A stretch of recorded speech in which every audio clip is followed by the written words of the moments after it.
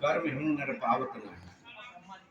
ये मनुष्य शरीर ईश्वर प्राप्ति करने के लिए मिला है, इसलिए इसको साधन ईश्वर प्राप्ति के साधन बताया गया है। साधन धाम मोक्ष कर द्वारा पाएंगे परलोक समारा।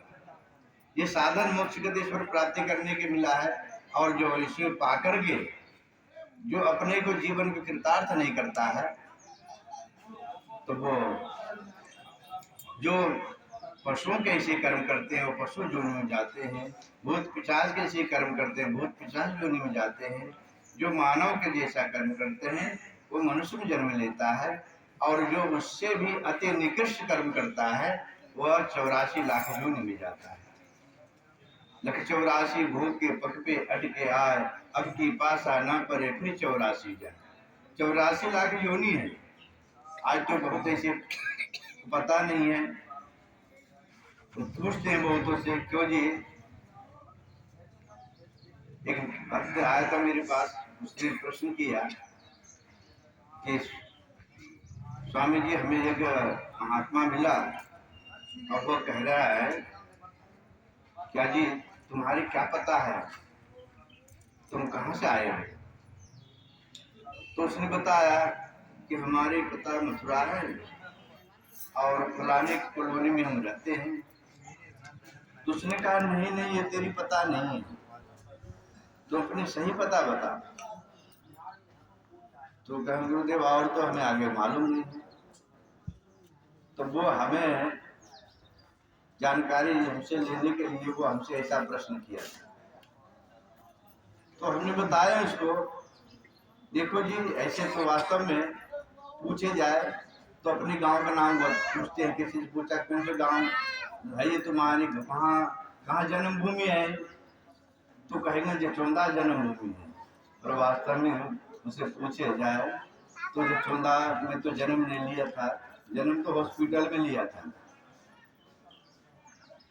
नाम जचौंदा हो गया। तो ऐसे असल पता है जो वो पता नहीं है। तो हमने बताया देखो ऐसे ही है, इस शरीर की पता बताता हूँ, इस शरीर की पता, इसकी अंतिम पता है श्मशान घाट।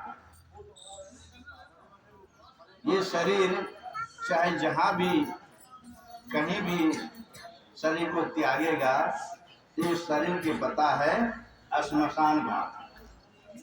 श्मशान घाट में जाकर के शांत हो जाएगा। और इस शरीर के अंदर जो बसे हुए हैं जीव आत्मा, उसका पता है परमात्मा, क्योंकि ये परमात्मा ही स्वरूप है, पर इसको पता नहीं है। इस कारण से ये अपने को जान नहीं पाता। रामायण में लिखा गया है, ईश्वर अंश जीव अविनाशी, चेतन अमल सहज सुख राशि, सो माया बस भयो गुसाई, बंधियो किर मरकट की नाई।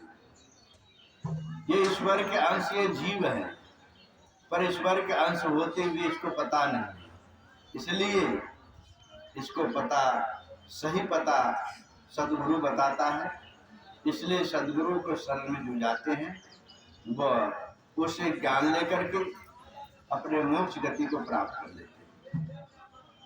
इसलिए मनुष्य को चाहिए, समझना चाहिए कि मैं मनुष्य हूँ, मनुष्य शरीर मिला है, ये शरीर कब तक रहेगा?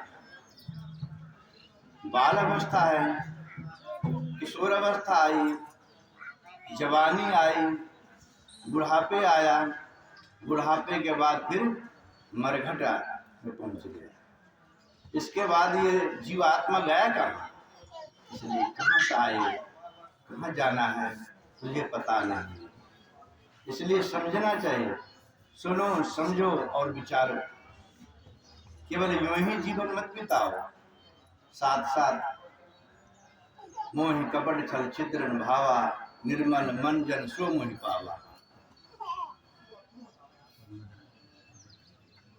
समय समय पे अपने में विचार करो। देखो जो मनुष्य अपराध करता है वो अपराध कर्म करने वाले को क्या सजा मिलता है। अपराध कर्म करने वाले को समाज में किस दृश्य देखे जाते हैं, और उसे अपराध से अपराधी को तो पुलिस भी नहीं छोड़ता है, और ऐसे अपराधी को पुलिस दंड दे करके जेल भेज दिए जाते हैं। तो उसी प्रकार से जो पाप कर्म करते हैं, जो अपराध करते हैं, जीवों को हत्या करते हैं, जीव को सताता है, वह मनुष्य को सजा देने के लिए यम के दूत आते हैं पुलिस बन करके, और उस जीव को फिर ले जाता है और ले जा करके यमराज ने उसे सजा देते हैं, और उसके बाद उसे नरकों में डाल दिया जाता है, और फिर वहाँ पे वह जीव तड़पती हुई वो अपना कर्म के फल को भोगता है। इसलिए ये कथा भगवान की जो करता है वो पुण्यात्मा हो जाता है, और ऐसे पुण्यात्मा ही ईश्वर को प्राप्त करने के अधिकारी होता है।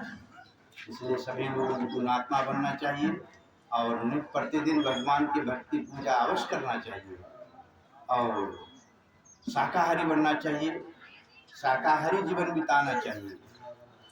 जो आज के हमारे सत्संग सुना होगा और सुन रहे हैं, तो जो भी कोई अशुद्ध भोजन खाते हो